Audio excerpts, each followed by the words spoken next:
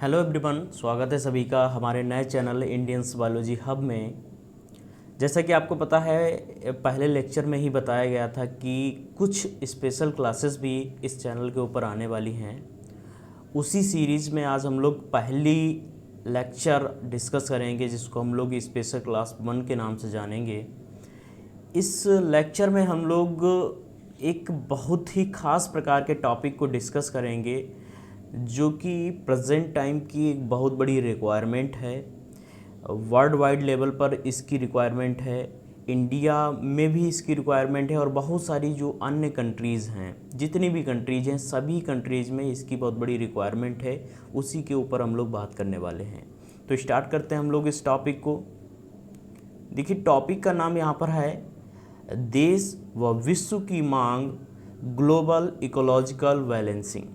ठीक है, यानी कि यहाँ पर क्या बताया गया है कि पूरे कंट्री की देखा जाए और विश्व लेवल पर देखा जाए, जितनी भी कंट्रीज़ हैं उन सभी की एक मांग है। क्या है मांग? कि ग्लोबल इकोलॉजिकल जो बैलेंसिंग का कॉन्सेप्ट है, उसको सही तरीके से एक रियलिस्टिक वे में उसको देखा जाए और उसके ऊपर कार्य किया जाए। यही सबसे बड़ी मांग है। और प्रेजेंट टाइम की जो कंडीशंस हैं, जितनी भी वेरिएबल कंडीशंस हैं, उन कंडीशंस को देखते हुए इस कॉन्सेप्ट को समझना और इसके ऊपर कार्य करना बहुत ही इम्पॉर्टेंट और ख़ास हो जाता है। वैश्विक पारिस्थितिकी बैलेंसिंग की बात जहाँ पर की जाती है, संतुलन की बात की जाती है, जहाँ पर वहाँ पर कई सारे कॉन्सेप्ट, कई सारी थ्योरीज दी गई हैं, जिनको हम लोग इम्प्लीमेंट करते हैं, समझते हैं। लेकिन कुछ ऐसे बेसिक पॉइंट होते हैं, कुछ ऐसी बेसिक चीज़ें हैं जो हमारे द्वारा कंट्रोल की जा सकती हैं, हमारे द्वारा कंट्रोल हो सकती हैं। उनके ऊपर हम लोग आज बात करने वाले हैं। तो स्टार्ट करते हैं, देख लेते हैं यहाँ पर हमको क्या पढ़ना है।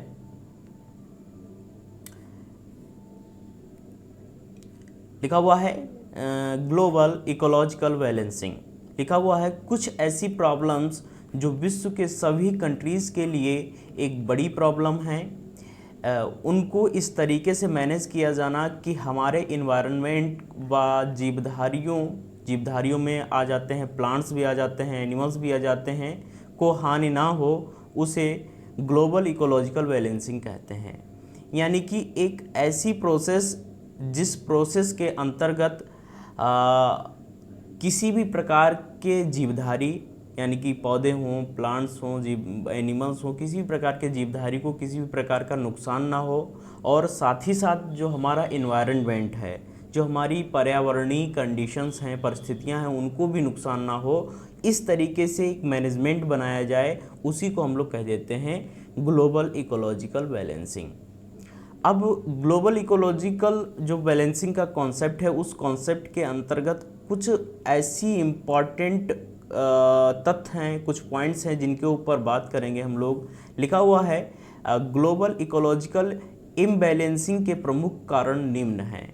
यानी कि जो ये कॉन्सेप्ट है, उस कॉन्सेप्ट को समझने के लिए और उसको एक सही तरीके से मैनेज करने के लिए कुछ तथ्यों के ऊपर बात की जाएगी।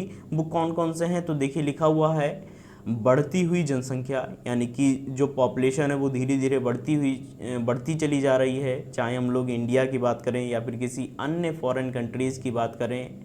हालांकि ऐसा है कि इंडिया में और बहुत सारी अन्य फॉरेन कंट्रीज़ में जो पॉपुलेशन का स्तर है वो बिल्कुल डिफरेंट है, बहुत बड़ा उसमें डिफरेंस है। लेकिन पॉपुलेशन की जो समस्या है वो लगभग सारी कंट्रीज़ में है। आगे देखिए, लिखा हुआ है प्रदूषण बहुत बड़ी समस्या है। विश्व स्तर पर देशों के बीच प्रतिस्पर्धा व लड़ाइयाँ, बहुत सारी ऐसी समस्याएं हैं जो देशों के बीच में हैं। पर्टिकुलर देश जो है अपने आप को रिप्रेजेंट करता है, अपनी जो उसकी शक्ति हैं, उसकी जो पावरफुल पॉइंट्स हैं, उनको रिप्रेजेंट करता है, और उनके बेस पर छोटे कंट्रीज़ के ऊपर दबाव बनाता है, प्रेशर बनाता है। कुछ ऐसी चीज़ें भी ग्लोबल इकोलॉजिकल बैलेंसिंग के कॉन्सेप्ट में देखने को मिलती हैं। इसके अलावा नेचुरल रिसोर्सेज का सही ढंग से उपयोग ना किया जाना, प्लांट से संबंधित समस्याएं, ये भी बहुत बड़ी समस्या है। इसके अलावा सोशल मीडिया भी एक इसी के अंतर्गत आने वाली समस्या है। हेल्थ है, स्वास्थ्य भी इसके अंतर्गत आने वाली एक समस्या है। लिखा हुआ है इन्वायरमेंटल कंडीशंस में तेज़ी से हो रहे बदलाव, ये भी एक ग्लोबल इकोलॉजिकल बैलेंसिंग का कॉन्सेप्ट है। और एक कॉन्सेप्ट यहाँ पर है टेररिज्म, ठीक है, टेररिज्म भी इसी के अंतर्गत आता है बच्चों, जिसको हम लोग अभी पढ़ेंगे एक एक करके।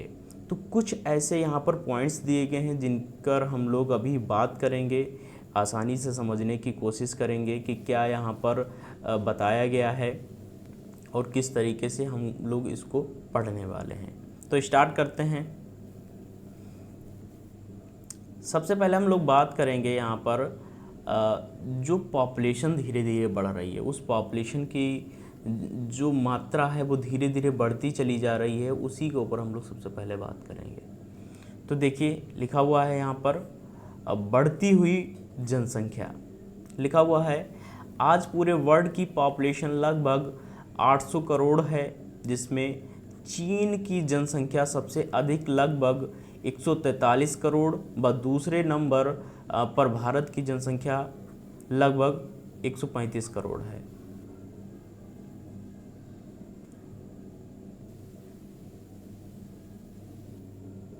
यहाँ पर क्या बताया गया है, यहाँ पर बताया गया है कि जनसंख्या का अगर दायरा लिया जाता है तो सबसे ज़्यादा जो जनसंख्या है वो चीन की है, उसके बाद में इंडिया की है दूसरे नंबर पर। लेकिन होलिस्टिक रूप से अगर हम लोग बात करेंगे तो पूरे वर्ल्ड वाइड लेवल पर लगभग 800 करोड़ पूरी पॉपुलेशन है, जो कि बहुत बड़ी पॉपुलेशन है। इस पॉपुलेशन के बढ़ने के कुछ कारण हैं, कुछ ऐसी पॉलिसीज़ हैं जिनको सही ढंग से उनको नहीं समझा जा रहा है, ना उनके ऊपर कार्य किया जा रहा है, जिनके ऊपर अभी हम लोग बात करेंगे। और ग्लोबल इकोलॉजिकल इम्बैलेंसिंग में इसका बहुत बड़ा योगदान है, क्योंकि पॉपुलेशन जब बढ़ता है तो जाहिर सी बात है उसकी रिक्वायरमेंट्स भी बढ़ती हैं। उसको भोजन की रिक्वायरमेंट होती है, उसको जॉब की रिक्वायरमेंट होती है, उसको रहने के लिए घर की रिक्वायरमेंट होती है। तो बहुत सारी चीज़ों की रिक्वायरमेंट होती है जिनको पूरा करना होता है। तो देखिए यहाँ पर लिखा हुआ है जनसंख्या से संबंधित कुछ महत्वपूर्ण तथ्य दिखाई देते हैं। कौन कौन से तथ्य हैं, कौन कौन से पॉइंट्स हैं। सबसे पहला पॉइंट जो दिया गया है, लिखा हुआ है गवर्नमेंट पॉलिसीज़ का सही ढंग से पालन ना होना। कुछ पॉलिसीज़ हैं हर एक कंट्री की, हर एक जो वहाँ पर सरकार होती है, गवर्नमेंट जो होती है, उसकी कुछ पॉलिसीज़ होती हैं पॉपुलेशन को लेकर। अलग अलग कंट्रीज़ की अलग अलग प्रकार की पॉपुलेशन होती हैं और ऐसा कहा जाता है स्मॉल फैमिली और हैप्पी फैमिली, छोटा परिवार सुखी परिवार। तो इस कॉन्सेप्ट को समझना बहुत आवश्यक है, क्योंकि ये प्रेजेंट टाइम की बहुत बड़ी डिमांड है। उन पॉलिसीज़ को पहली बात तो समझना चाहिए, और समझने के बाद में उसमें कंट्रीब्यूट भी करना चाहिए। जाहिर सी बात है कि अगर आप पढ़े लिखे हैं, आप किसी भी ग्रेजुएट किया है, आपने पीजी किया है, आप किसी भी ऑर्गेनाइजेशन में काम करते हैं और आप अवेयर हैं उन सारी चीज़ों के लिए, तो आप इन चीज़ों के ऊपर काम कर सकते हैं और अपना डायरेक्टली और इनडायरेक्टली तरीके से कंट्रीब्यूशन करते हैं ग्लोबल इकोलॉजिकल इम्बैलेंसिंग को ख़त्म करने में और बैलेंसिंग को बनाने में। आगे लिखा हुआ है अवेयरनेस ना होना। जाहिर सी बात है कि अगर हम लोग इंडिया की बात करें, फॉरेन कंट्रीज़ की बात ही ना करते हैं, यहाँ पर हम लोग इंडिया की बात करें, तो इंडिया में आपने देखा है, इंडिया एक ऐसी कंट्री है जहाँ पर जो शिक्षा की बात की जाती है, एजुकेशन की बात की जाती है, तो एजुकेशन का बहुत बड़ा अभाव है। आज भी हमारे यहाँ की जो पॉपुलेशन है वो भुखमरी से लड़ रही है। फाइनेंशियली कंडीशंस उसकी बहुत ज़्यादा अच्छी नहीं हैं, और ख़ासकर उन लोगों के पास नॉलेज का अभाव है। उनको पता ही नहीं है कि कौन सी चीज़ों को लेकर क्या रियलिटी है। उस रियलिटी को अगर आप ऐसे जगह पर हैं जहाँ पर आप उसमें कुछ कंट्रीब्यूट कर सकते हैं, लोगों को अवेयर कर सकते हैं, तो आप बिल्कुल करिए। ऐसी बहुत सारी गवर्नमेंट की पॉलिसीज़ भी हैं जो इन अवेयरनेस के बहुत सारे प्रोग्राम चलते रहते हैं। आपने देखा हुआ गवर्नमेंट जो स्कूल्स होते हैं गांव में होते हैं, शहरी इलाके में भी होते हैं, वहाँ पर इस प्रकार की गवर्नमेंट के द्वारा कुछ पॉलिसीज़ चलाई जाती हैं, कुछ प्रोग्राम्स किए जाते हैं पॉपुलेशन को रोकने के लिए, उसके लिए अवेयर करने के लिए। इस प्रकार की जो प्रोग्राम्स होते हैं उनका एक ही मोटिव होता है कि लोगों को अवेयर करना। तो अवेयरनेस को फैलाना एक बहुत ही इम्पॉर्टेंट तथ्य हो जाता है यहाँ पर। आगे देखिए लिखा हुआ है पुरानी पद्धति को ही सही मानना। ये बहुत ही बेसिक पॉइंट है यहाँ पर, जो कि आपकी स्क्रीन के ऊपर दिखाई दे रहा है। इंडिया में तो बहुत ही कॉमन माना जाता है। पुराने समय से अगर हम लोग देखें तो पुराने समय में हमारा एक कल्चर रहा है कि हमारे यहाँ जो बच्चों को पैदा करने का अमाउंट रहा है, अमाउंट की ही बात करेंगे, क्योंकि लगभग जो सबसे ज़्यादा मात्रा में यहाँ पर देखा गया है तो लगभग मिनिमम 3 बच्चे और मैक्सिमम 7 से 8 बच्चे भी इंडिया में देखने को मिलते हैं, बहुत ही नॉर्मली तरीके से। जो हम लोगों से पहले वाली जनरेशन है उसमें आप ये चीज़ें बहुत कॉमन देखने को मिल जाती हैं। आजकल तो नहीं इतना दिखाई देता है, लेकिन आज भी बहुत सारे लोग जो पुरानी पद्धति चल रही थी, यानी कि उन्होंने अपने पूर्वजों को देखा कि उनके इतने बच्चे थे, 3-4 बच्चे थे, तो इस प्रकार की चीज़ों को भी समझना है और उसको समझाना है, जिससे ग्लोबल इकोलॉजिकल इम्बैलेंसिंग का जो कॉन्सेप्ट हम लोग पढ़ते हैं या बैलेंसिंग को बनाने के लिए हम लोग बात करते हैं, उसमें हम लोग अपने द्वारा कुछ ना कुछ कंट्रीब्यूट कर सकें। और यही प्रेजेंट टाइम की डिमांड है। एक और भी यहाँ पर बहुत ही इंटरेस्टिंग बात निकल कर सामने आती है कि इंडिया में तो बहुत कॉमन है, आपने देखा होगा कि बहुत सारे जो लोग हैं वो लड़कियों और लड़कों में भी डिफरेंस करते हैं। यहाँ पर ये बहुत कॉमन चीज़ें मानी जाती हैं। एक लड़के को वो पाने के लिए बहुत सारे लड़कियाँ जो है पैदा हो जाती हैं।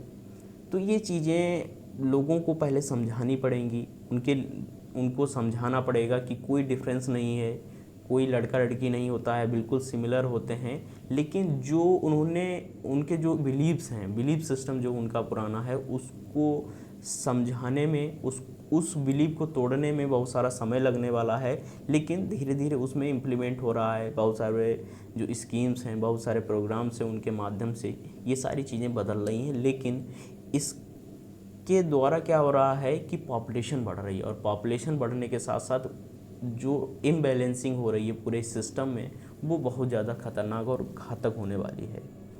आगे देखिए हम लोग बात करेंगे, इफ़ेक्ट की बात करेंगे। ये कौन से इफ़ेक्ट की हम लोग बात कर रहे हैं? पॉपुलेशन के इफ़ेक्ट की बात कर रहे हैं। तो लिखा हुआ है अब बढ़ती पॉपुलेशन की फूड रिक्वायरमेंट को पूरा करने के लिए अननेचुरल प्रोसेस के द्वारा क्रॉप्स व फ्रूट्स प्रदान करने वाले प्लांट्स को उगाया जाता है, जिससे कुछ सीरियस डिजीज़ व एनवायरमेंटल पोल्यूशन फैलता है।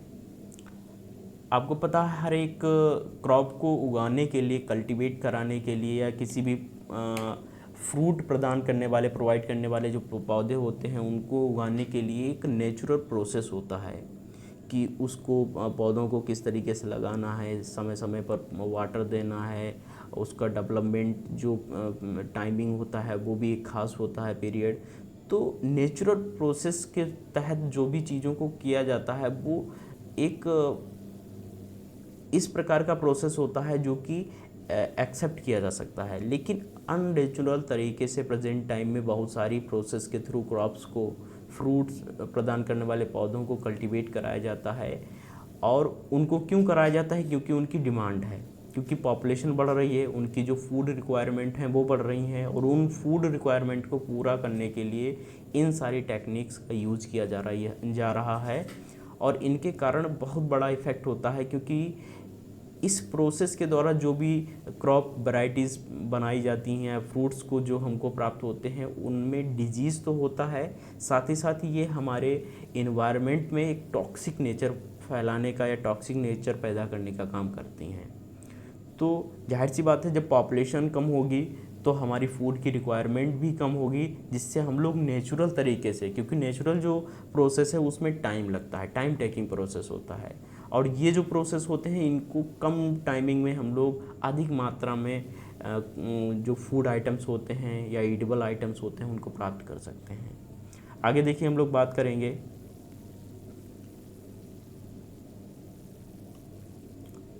लिखा हुआ है बढ़ती पॉपुलेशन के रहने के लिए आवास, जिसको हम लोग सिंप्लीफाई करेंगे तो हाउस की आवश्यकता होती है, जिसके कारण लार्ज जियोग्राफिकल एरिया में हाउस बनाए जा रहे हैं। और इन एक्टिविटीज़ के द्वारा फर्टाइल फील्ड एरिया अनफर्टाइल व फ्लोरा को बहुत बड़ा नुकसान होता है। यह कंडीशन टॉक्सिक इन्वायरमेंट पैदा करती हैं।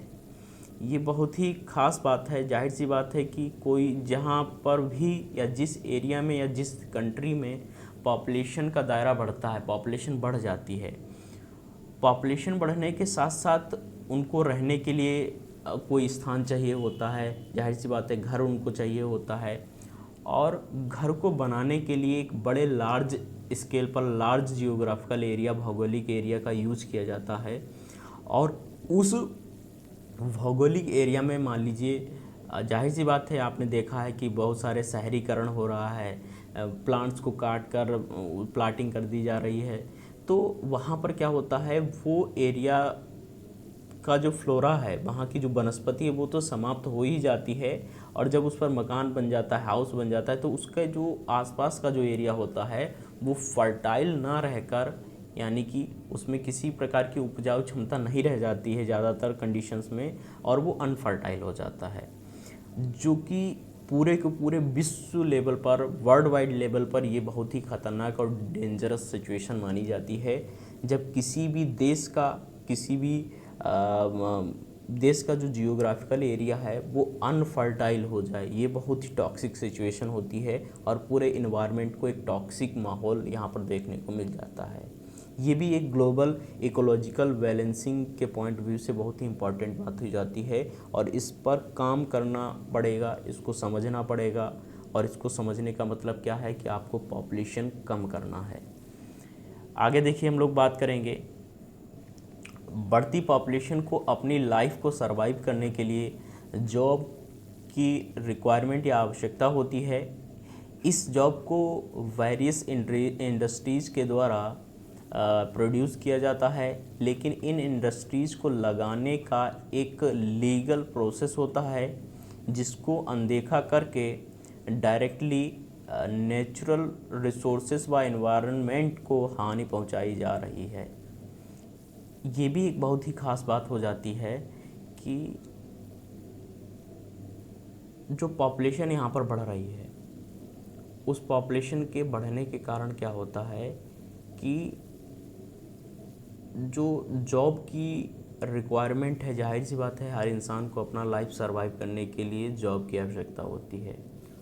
उस जॉब की रिक्वायरमेंट को पूरा करने के लिए डिफरेंट इंडस्ट्रीज़ वर्क करती हैं। उन इंडस्ट्रीज़ को क्या किया जाता है, उन इंडस्ट्रीज़ में लोग काम करते हैं, वहाँ से पैसा कमाते हैं और अपनी सर्वाइव करते हैं अपनी लाइफ का।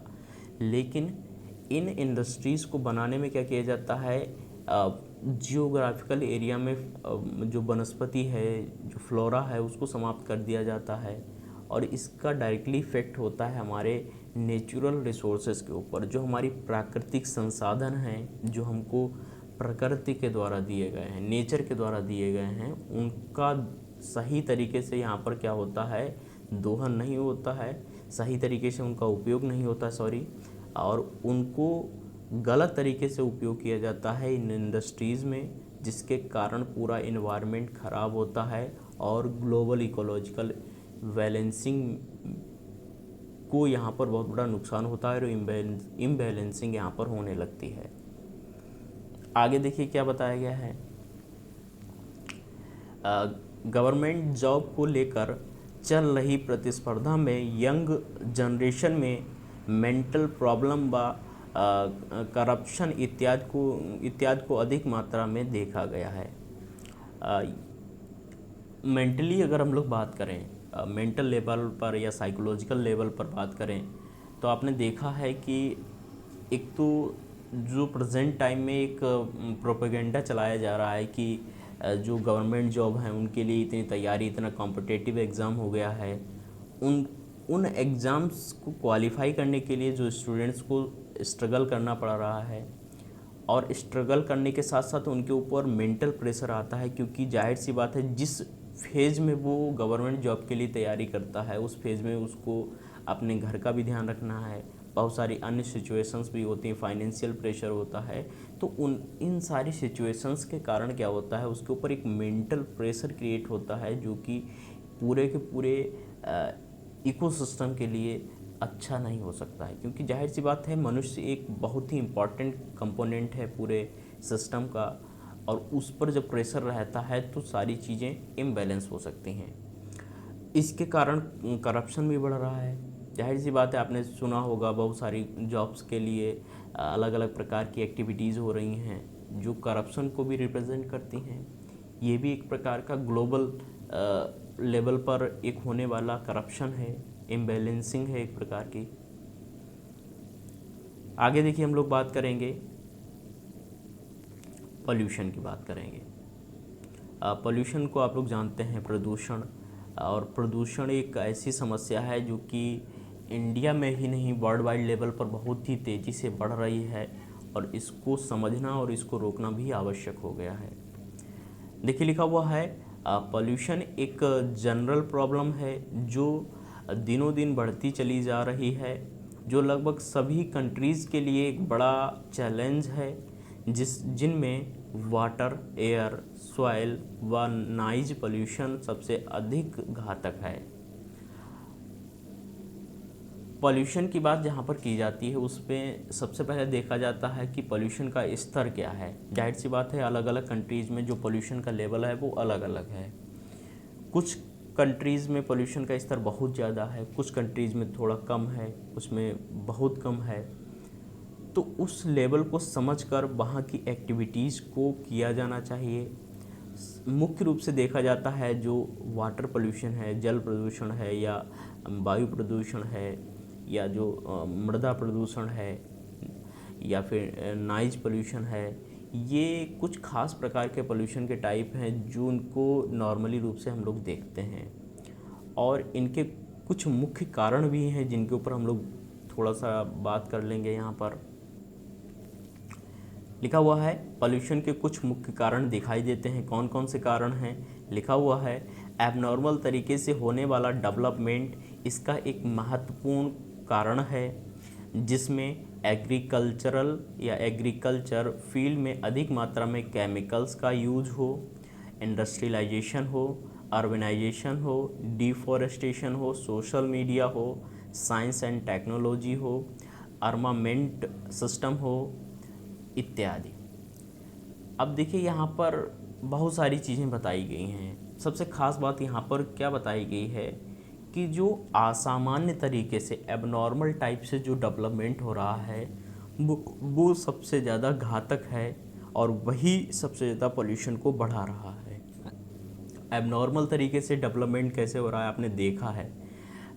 अगर आप इंडिया में रहते हैं, इंडिया की हम लोग बात करेंगे, यहाँ पर उत्तराखंड के एरिया में अगर आप लोग कभी जाएं तो वहाँ पर देखेंगे उत्तराखंड का जो फ्लोरा है वहाँ पर लगभग जो एक्चुअल में फ्लोरा की रिक्वायरमेंट होती है किसी भी प्रकार के जियोग्राफिकल एरिया को मेंटेन करने के लिए, लगभग 33% वहाँ पर फ्लोरा होना चाहिए किसी भी जियोग्राफिकल एरिया में, तो उसको एक ग्रीन जोन में रखा जाता है, ग्रीन जोन का एरिया माना जाता है।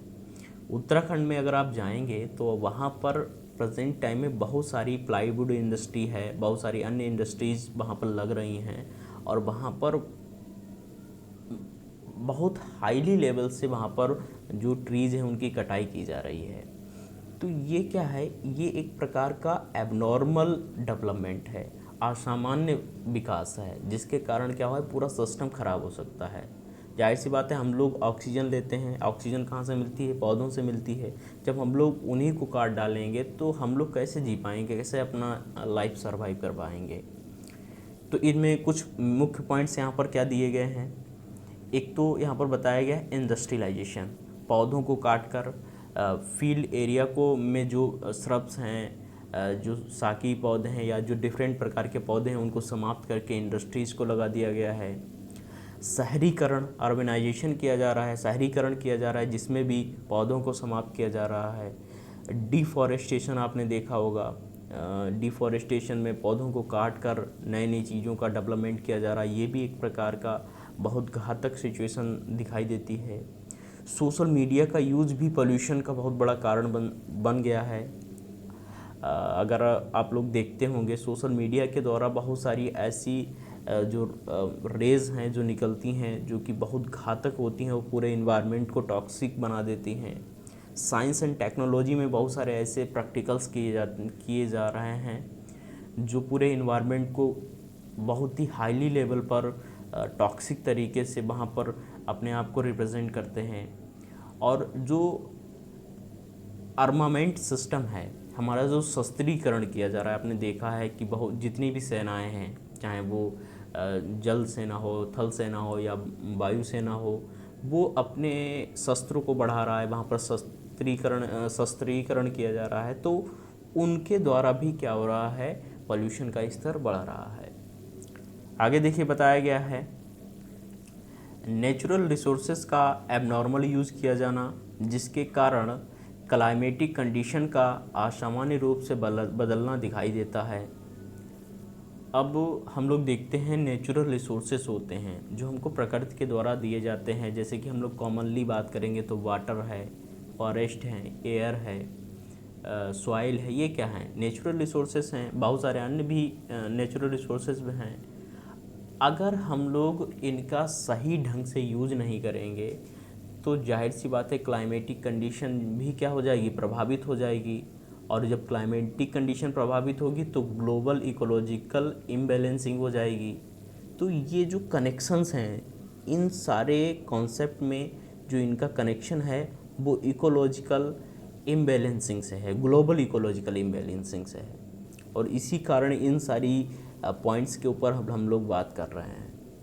आगे देखिए, आगे बताया गया है अधिक मात्रा में व्हीकल्स का यूज़ किया जाना। आपने देखा है वाहनों का भी यूज़ बहुत ज़्यादा मात्रा में किया जा रहा है। लोग छोटी छोटी दूरी पर जाने के लिए भी व्हीकल्स का यूज़ करते हैं, वाहनों का यूज़ कर रहे हैं। ये भी एक प्रकार का पोल्यूशन क्रिएट करता है और बहुत ख़ास प्रकार की प्रॉब्लम यहाँ पर दिखाई देती है। आगे देखिए हम लोग बात करेंगे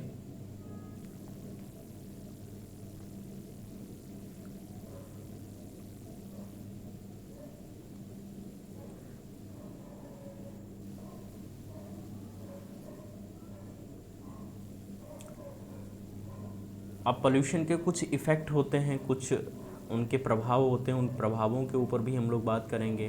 तो देखिए लिखा हुआ है इफ़ेक्ट ऑफ पोल्यूशन।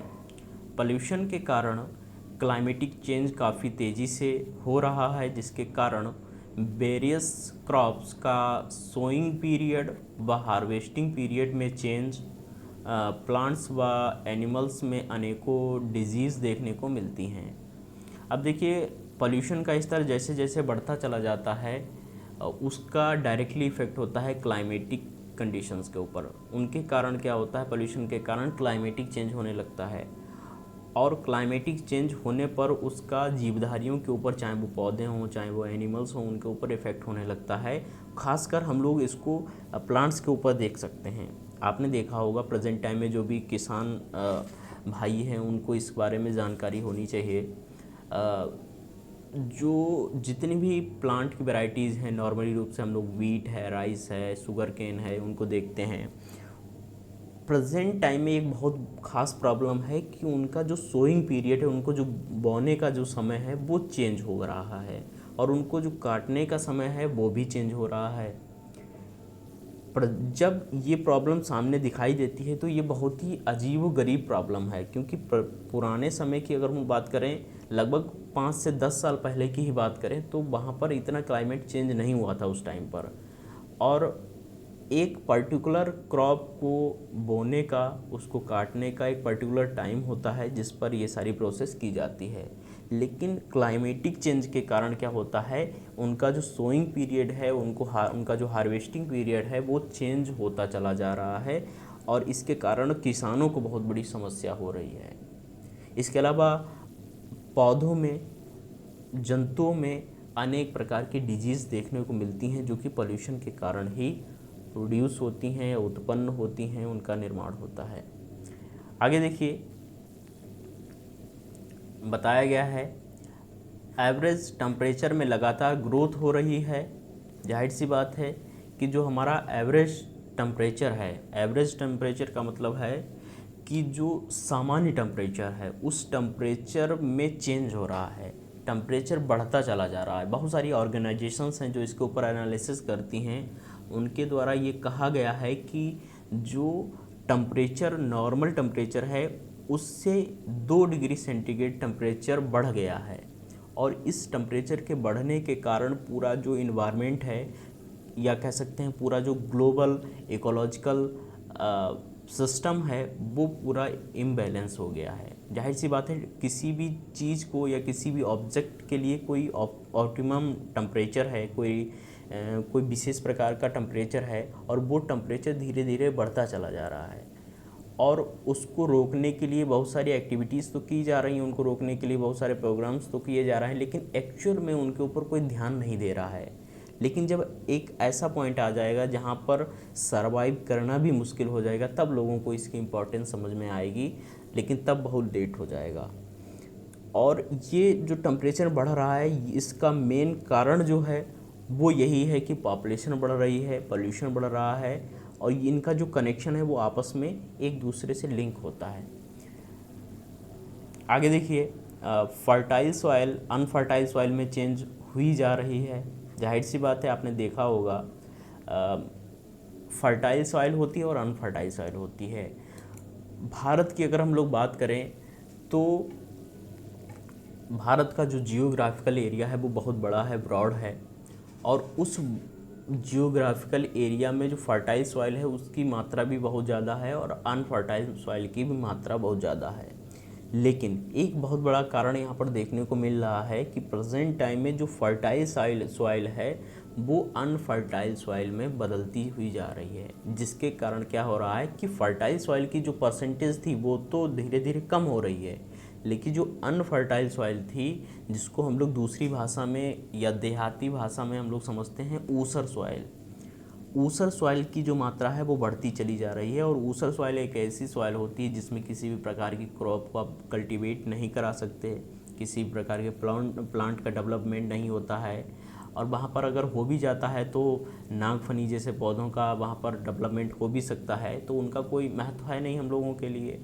ना तो उस सॉइल में वाटर होल्डिंग कैपेसिटी होती है, ना तो वहाँ पर ह्यूमस की परसेंटेज रह जाती है सॉइल में।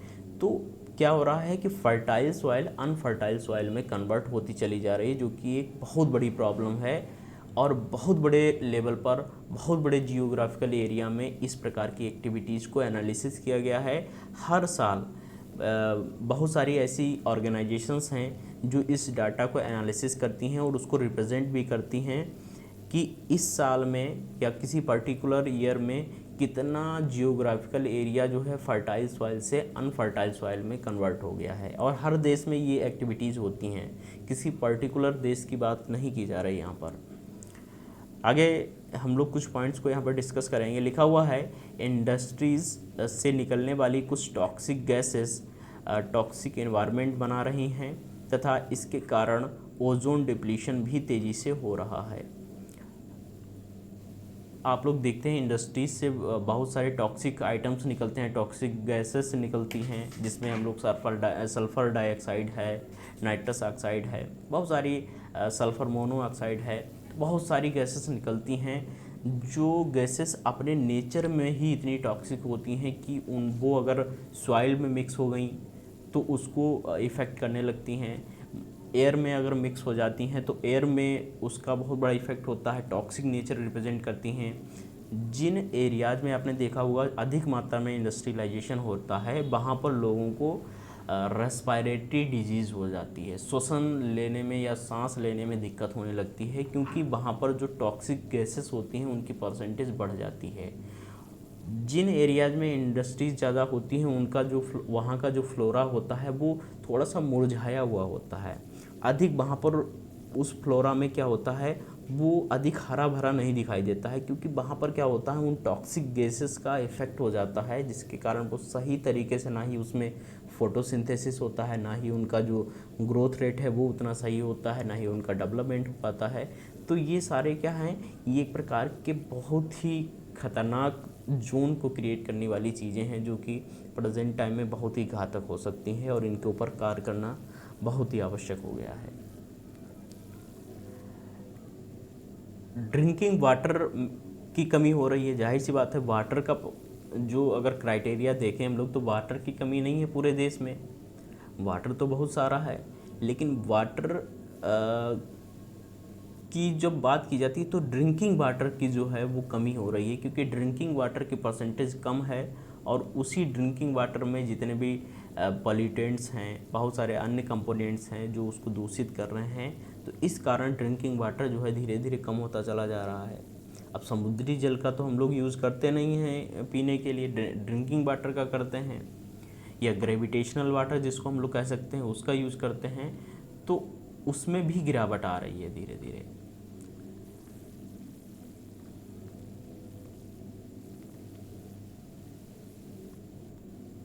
अब देखिए यहाँ पर एक बहुत ही इम्पॉर्टेंट हम लोग पॉइंट यहाँ पर डिस्कस करने वाले हैं। जैसा कि आप लोग देख पा रहे हैं, लिखा हुआ है विश्व स्तर पर देशों के बीच प्रतिस्पर्धा व लड़ाई।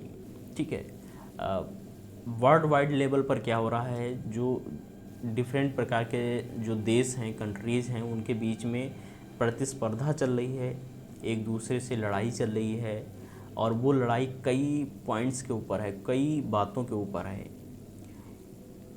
उन सारी चीज़ों को हम लोग एक एक करके डिस्कस कर लेते हैं। यहाँ पर लिखा हुआ है विश्व स्तर पर चल रही प्रतिस्पर्धा में अधिक शक्तिशाली देश अथवा बड़े देश छोटे देशों पर प्रेशर बनाकर मनमानी करते हैं। ये चीज़ें आप पर डे न्यूज़ में पढ़ते हैं और इसको समझ भी सकते हैं कि विश्व स्तर पर क्या होता है, जो पावरफुल कंट्री होता है वो छोटे कंट्रीज़ के ऊपर प्रेशर क्रिएट करता है, उनके ऊपर मनमानी करता है। उनके देश में जो मान लीजिए कोई छोटे देश में कोई ऐसा प्रोडक्ट है जो अधिक मात्रा में बन रहा है या नेचुरली वहाँ पर पाया जाता है, तो उनको प्रेशर बनाकर कम पैसों में, कम दाम में उनको मजबूर करता है देने के लिए, और उन पर अलग अलग तरीके से प्रेशर क्रिएट करता है, उनकी जियोग्राफिकल एरिया को छीनने की कोशिश करता है। ये सारी चीज़ें हम लोग देखते हैं और बहुत ही कॉमन है, देखने को मिल जाते हैं आसानी से।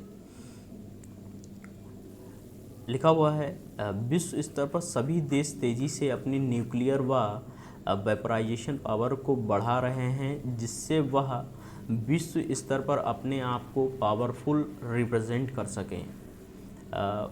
प्रेजेंट टाइम में एक प्रोपेगेंडा चल गया है कि जितने भी कंट्रीज़ हैं वो अपनी न्यूक्लियर पावर को, वेपराइजेशन पावर को बहुत तेज़ी से बढ़ाने में लगे हुए हैं। क्यों लगे हुए हैं? क्योंकि आपने सुना होगा कि हर कंट्री जिसके पास ज़्यादा न्यूक्लियर पावर है उसको ज़्यादा शक्तिशाली माना जाता है, उसको उन बेसिस के ऊपर बड़ा बना दिया जाता है कि इनके पास अधिक न्यूक्लियर पावर है तो वो ये बहुत बड़ा देश है, शक्तिशाली देश है। और प्रेजेंट टाइम में ये सारी चीज़ें देखने को मिलती हैं। तो सभी देश न्यूक्लियर पावर को बढ़ाने में, वेपराइजेशन पावर को बढ़ाने में लगे हुए हैं। एक दूसरे देशों से ये सारी चीज़ें आदान प्रदान हो रही हैं, खरीदी जा रही हैं, जिसके कारण क्या हो रहा है, एक टॉक्सिक माहौल क्रिएट हो रहा है। और ग्लोबल इकोलॉजिकल बैलेंसिंग के लिए ये माहौल ठीक नहीं है। इससे इम्बैलेंसिंग होती है, एक ख़राब माहौल क्रिएट होता है, और ये यंग जनरेशन को समझना पड़ेगा। आगे देखिए लिखा हुआ है कुछ कंट्रीज़ के बीच चल रही तनातनी थर्ड वर्ल्ड वार की ओर इशारा करती हैं।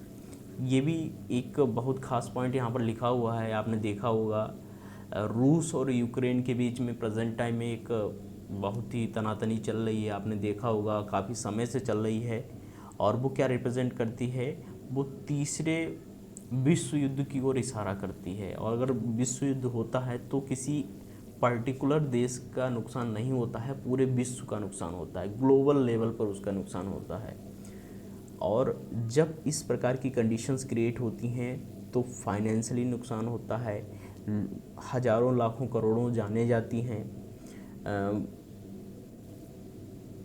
टॉक्सिक इन्वायरमेंट क्रिएट होता है, बहुत सारी चीज़ें होती हैं जो चीज़ें बिल्कुल ही सोच से भी परे हैं।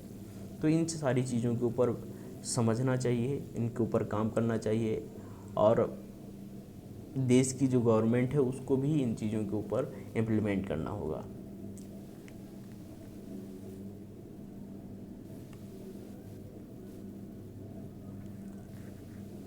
आगे देखिए, यहाँ पर एक अगला पॉइंट दिया गया है, नेचुरल रिसोर्सेज का सही ढंग से उपयोग ना किया जाना। कुछ नेचुरल रिसोर्सेज होते हैं, उनका सही ढंग से यूज़ नहीं किया जा रहा है, और उनका यूज किस तरीके से किया जाना है वो भी यहाँ पर हम लोग समझ लेते हैं। लिखा हुआ है, कुछ ऐसे खास रिसोर्सेस जो हमें नेचर के द्वारा प्रोवाइड किए गए हैं, जो निम्न हैं, जैसे कि वाटर हो गया, एयर है, सॉइल है, फॉरेस्ट हैं, सनलाइट है, पेट्रोलियम प्रोडक्ट हैं जैसे कि डीजल है, पेट्रोल है, इसके अलावा कोयला है, कोल है, नेचुरल गैस है, मेटल्स हैं। ये क्या है? नेचुरल रिसोर्सेस हैं, और इनका इस तरीके से यूज़ किया जाना चाहिए कि हम लोगों को भी इन सारी चीज़ों का उपयोग हो सके और हमारी आने वाली जनरेशन का भी फ़ायदा हो सके, वो भी इसका यूज कर पाएँ। लिखा हुआ है, इन सभी नेचुरल रिसोर्सेज का प्रेजेंट टाइम में असामान्य रूप से प्रयोग किया जा रहा है, जिसके कारण इनकी मात्रा धीरे धीरे कम होती चली जा रही है, जो एक बड़ी समस्या है। आपने देखा होगा, सबसे ख़ास बात ये है कि चाहे वाटर की बात की जाए, चाहे फॉरेस्ट की बात की जाए, चाहे अन्य जो नेचुरल रिसोर्सेज हैं उनकी बात की जाए, उनका जो यूज है वो बहुत ज़्यादा मात्रा में किया जा रहा है।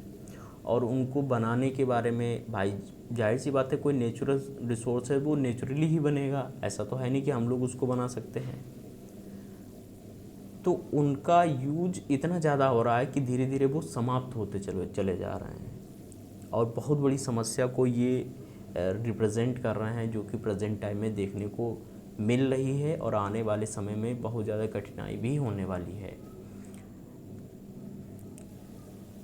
नेचुरल रिसोर्सेज को बचाने का तरीका, ये जो रिसोर्सेज हैं इनको बचाने के लिए भी बहुत सारी प्रोसेसेस को किया जा रहा है। इंडियन गवर्नमेंट के द्वारा, बहुत सारी फॉरेन गवर्नमेंट के द्वारा इनके ऊपर कार्य किया जा रहा है। देखिए, लिखा हुआ है, सस्टेनेबल डेवलपमेंट में ऐसा बताया गया है कि हमें नेचुरल रिसोर्सेज का उपयोग इस तरीके से करना चाहिए कि हम भी उसका यूज़ कर सकें, और जो हमारी आने वाली जनरेशन है वह भी इसका यूज कर पाए।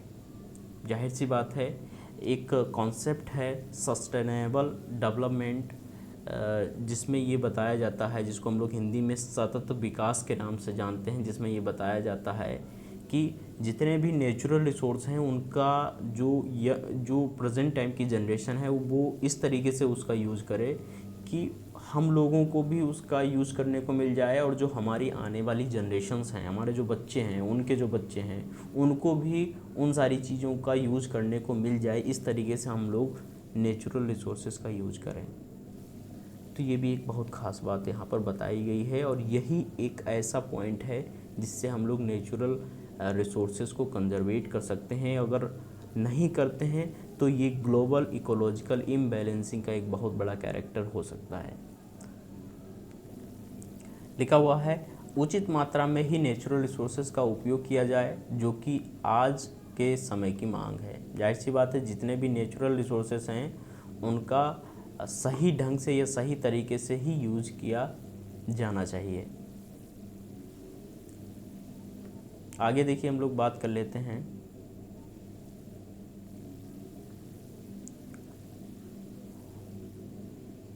प्लांट्स से संबंधित समस्याएं। पौधों से संबंधित कुछ समस्याएं हैं, उन समस्याओं के ऊपर भी हम लोग बात करेंगे थोड़ा सा।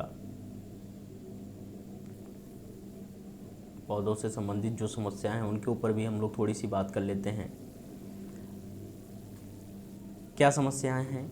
लिखा हुआ है, प्लांट से हमारा संबंध फॉरेस्ट से है, यानी कि किसी एक पौधे से नहीं है, पूरा एक फॉरेस्ट होता है, जंगल होता है, उसकी बात हम लोग यहाँ पर कर रहे हैं, जो कि एक नेचुरल रिसोर्स है। जिस तरह से आधुनिक समय में डेवलपमेंट के लिए फॉरेस्ट्स को समाप्त किया जा रहा है, यह एक गंभीर समस्या के रूप में दिखाई देता है।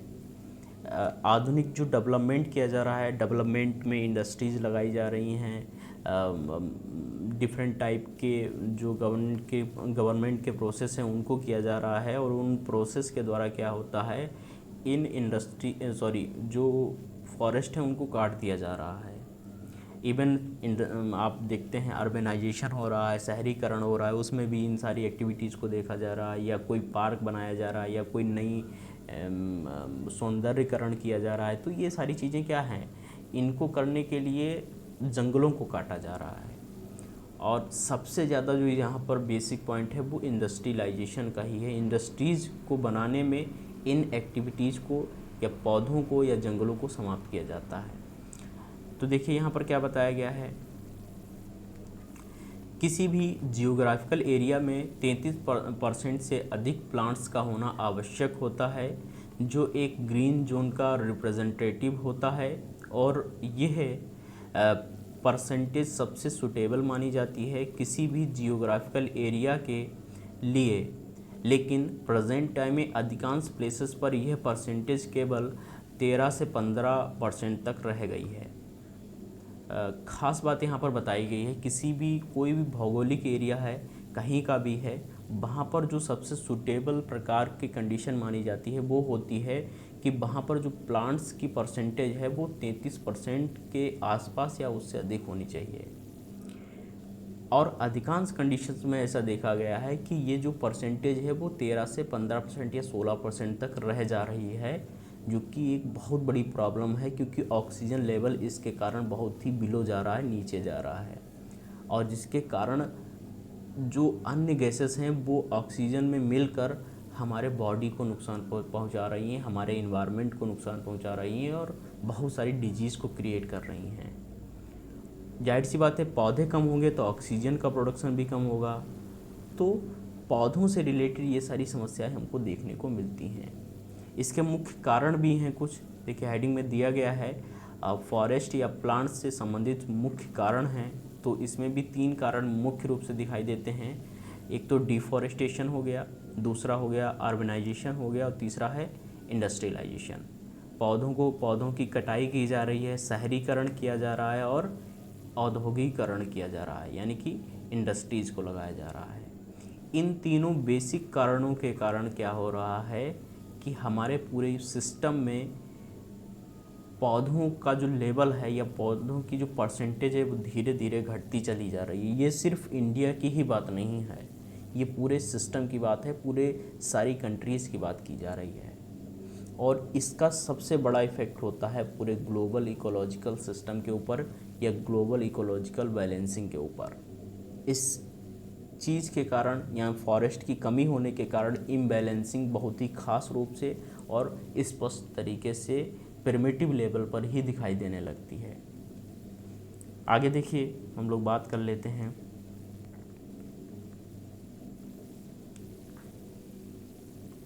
ये देखिए, आप लोग स्क्रीन के ऊपर एक डायग्राम को देख पा रहे हैं। इस डायग्राम में आपको बहुत ही देखने पर बहुत ही अजीब फील होगा कि इस तरीके से जो डिफॉरेस्टेशन किया जा रहा है, पौधों को काटा जा रहा है, बहुत ही घातक, बहुत ही निंदनीय चीज़ें की जा रही हैं, जो कि प्रेजेंट टाइम के लिए बहुत ही बुरा समय है। आपने देखा है रेलवे ट्रैक्स को बनाया जा रहा है, जाहिर सी बात है उनको बनाया जाना आवश्यक है, लेकिन उसमें भी ध्यान रखा जाना चाहिए। या किसी भी प्रकार का इंडस्ट्रियलाइजेशन किया जा रहा है या कोई अनलीगल तरीके से कोई इंडस्ट्री बनाई जा रही है, क्योंकि गवर्नमेंट के द्वारा कुछ पॉलिसीज़ बनाई जाती हैं किसी भी सिस्टम को करने के लिए, चाहे कोई इंडस्ट्री हो या कोई कार्य किया जा रहा हो, तो उसकी एक लीगल प्रोसेस होती है। अनलीगल प्रोसेस के थ्रू कोई काम नहीं किया जा सकता है, और जब कोई प्रोसेस अनलीगल तरीके से किया जाता है तभी इस प्रकार की एक्टिविटीज़ को हम लोग देखते हैं, जो हमको स्क्रीन के ऊपर दिखाई दे रही है। तो देखिए यहाँ पर क्या बताया गया है, इस समस्या से निपटने के उपाय, यानी कि फॉरेस्ट से या पौधों से रिलेटेड समस्याओं से निपटने के कुछ उपाय हैं। क्या हैं उपाय? लिखा हुआ है, अधिक मात्रा में प्लांटेशन करना, यानी कि ज़्यादा से ज़्यादा पौधों को लगाएं। एक बहुत ही फेमस एक साइंटिस्ट कह दीजिए, या एक बहुत ही प्रसिद्ध फेमस भारत के एक साइंटिस्ट हैं डॉक्टर सुंदरलाल बहुगुणा। उन्होंने एक मूवमेंट चलाया था जिसको चिपको मूवमेंट के नाम से हम लोग जानते हैं। उन्होंने पौधों को कंजर्वेट करने के लिए एक मूवमेंट चलाया था, जिसमें बहुत बड़े मात्रा में, बहुत बड़े लेवल से औरतें, महिलाएं, बच्चे पौधों को चिपक जाते थे और उनको काटने नहीं देते थे, क्योंकि ये एक प्रकार का मूवमेंट था।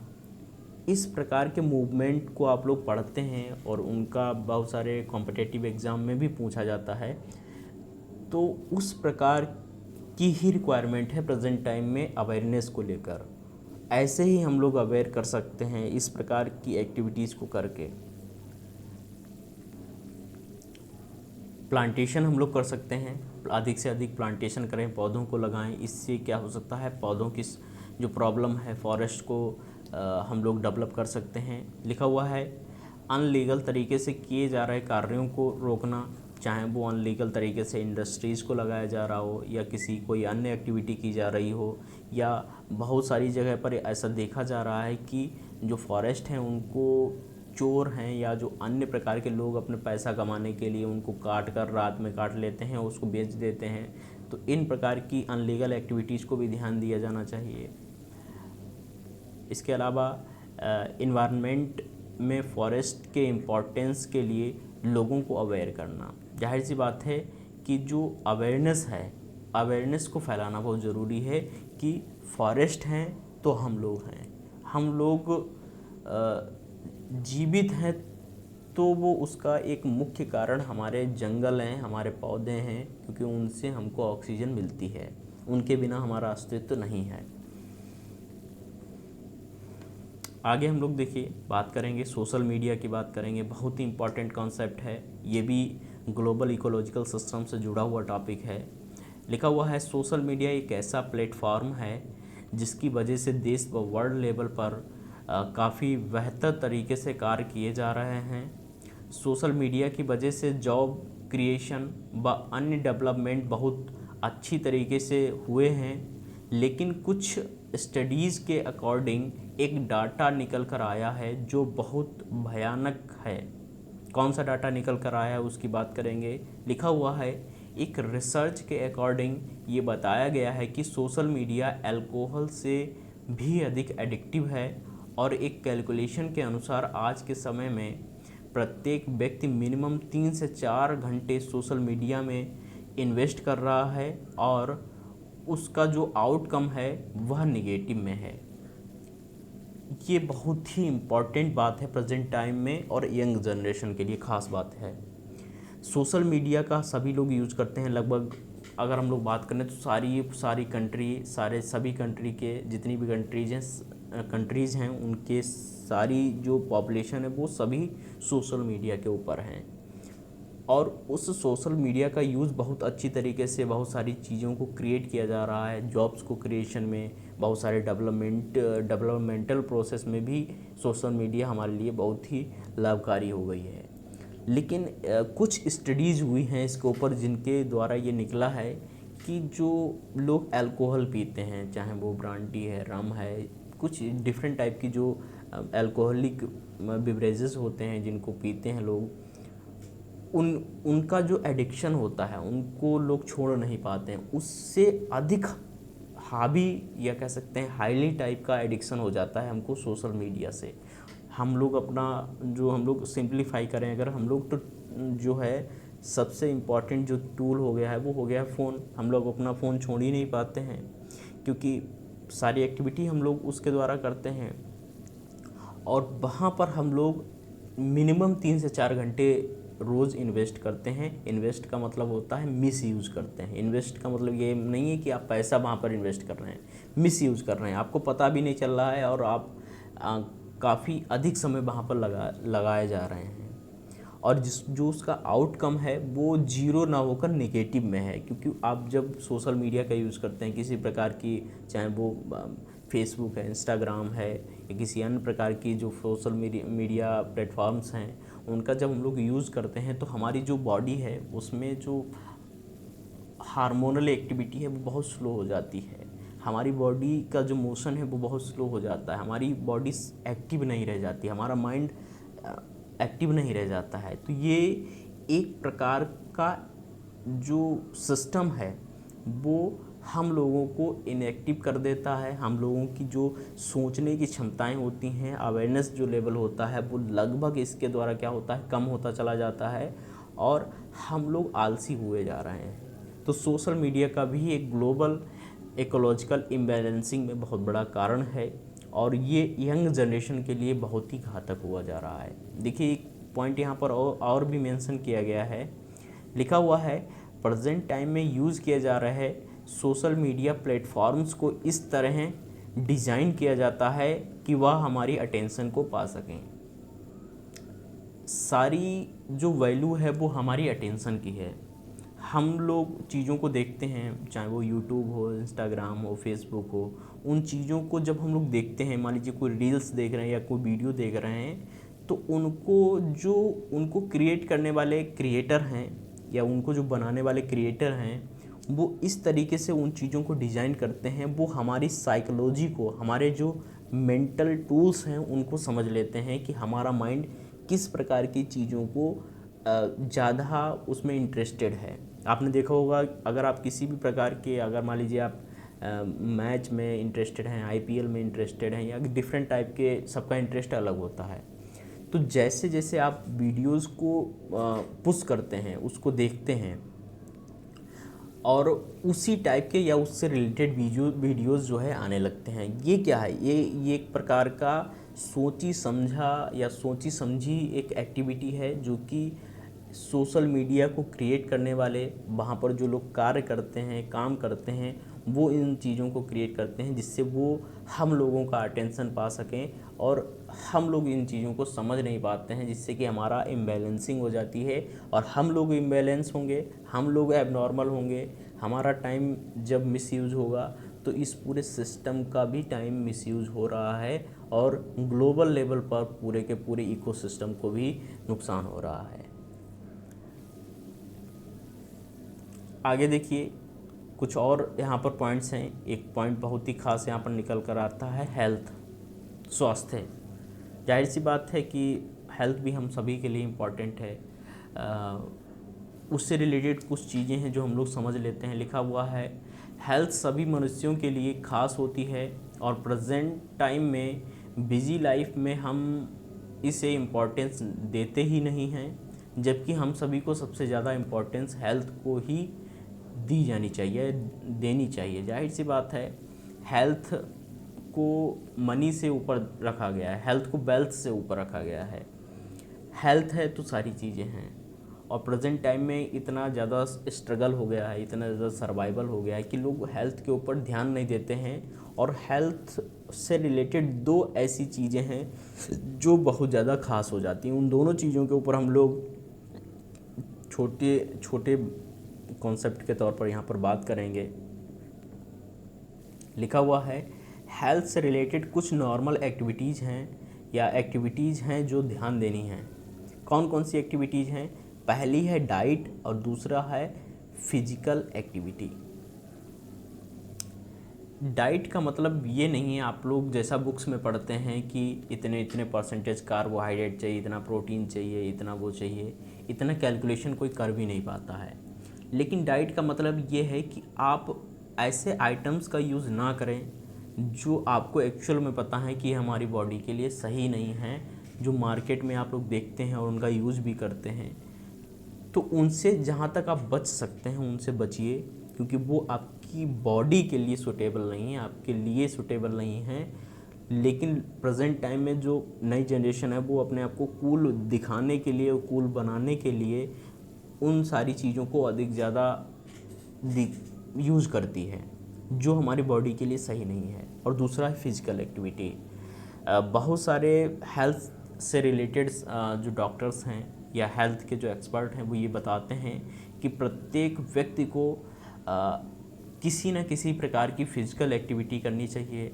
वो एक निश्चित ड्यूरेशन में कुछ फिजिकल एक्टिविटीज़ कर सकता है, रनिंग कर सकता है, जिम ज्वाइन कर सकता है, या किसी अन्य प्रकार की फ़िज़िकल एक्टिविटी या किसी स्पोर्ट में भी इन्वॉल्व हो सकता है। मैच है, टेबल टेनिस है, बैडमिंटन है, ये भी कुछ एक्टिविटीज़ कर सकता है। यानी कि किसी न किसी प्रकार से आपकी फ़िज़िकल एक्टिविटी होनी चाहिए।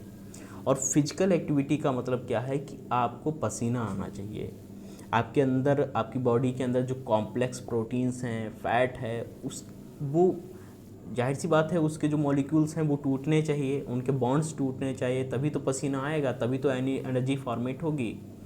तो इस प्रकार की चीज़ों को ध्यान में रखना है जो कि हमारी हेल्थ को सिक्योर करने के लिए बहुत ही आवश्यक और इम्पॉर्टेंट हो जाती हैं।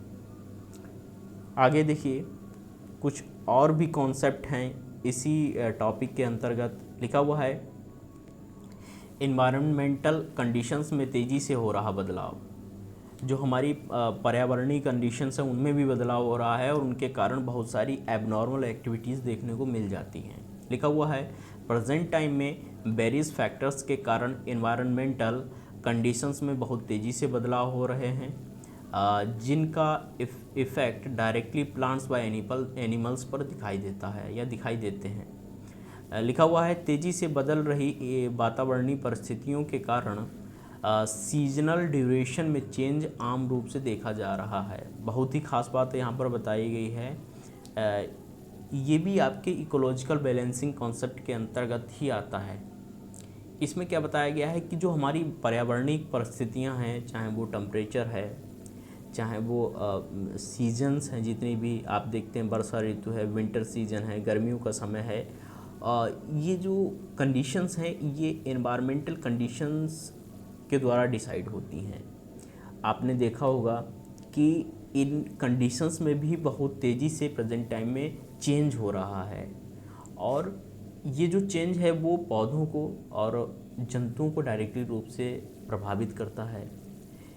अब हम लोग देखते हैं कि जो विंटर सीजन है थोड़ा कम हो गया है, बारिश भी उतनी नहीं होती है जितना पिछले समय में होती थी, और जो गर्मियों का पीरियड है वो बढ़ गया है।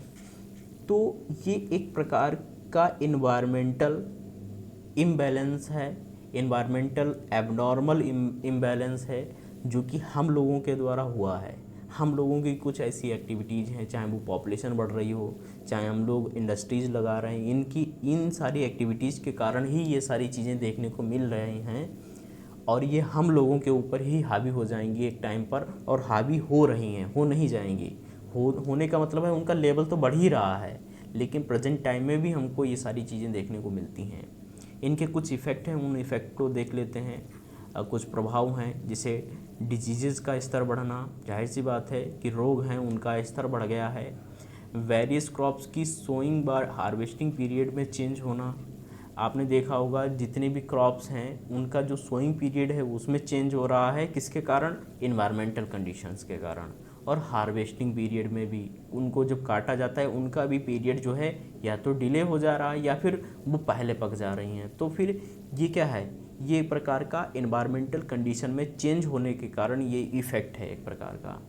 आप डिफरेंट टाइप के पेंडेमिक देखते हैं, कोविड-19 ही पेंडेमिक एक है जो कि आपने अभी 2 सालों से 3 सालों से आप लोग झेल रहे हैं, कितना हमारा देश सरवाइव किया है इस कंडीशंस में। कुछ नेचुरल डिजास्टर हैं, अर्थक्वेक है या फिर कोई भूकंप आ गया, भूचाल आ गया, जिसको हम लोग देसी भाषा में कह सकते हैं। तो इस प्रकार की एक्टिविटीज़ भी हम लोग देखते हैं जो कि इन्वायरमेंटल कंडीशंस के द्वारा ही ऑपरेट होती हैं, या कह सकते हैं इन्वायरमेंटल कंडीशंस का ही इनमें बहुत बड़ा रोल होता है। और इन्वायरमेंटल कंडीशंस क्यों चेंज हो रही हैं, इसका मेन रीज़न क्या है? पॉपुलेशन बढ़ना, पॉल्यूशन बढ़ना, डिफॉरेस्टेशन होना, गलत एक्टिविटीज़ को बढ़ावा देना, ये सारी जो चीज़ें हैं ये हमारी इन्वायरमेंटल कंडीशंस को चेंज करने में बहुत बड़ा योगदान दे रही हैं। और जब ये चीज़ें होती हैं तभी क्या होता है? ग्लोबल इकोलॉजिकल इम्बैलेंसिंग होती है और पूरा सिस्टम क्या होता है? एक सिस्टमेटिक तरीके से या रेगुलर वे में नहीं चल पाता है।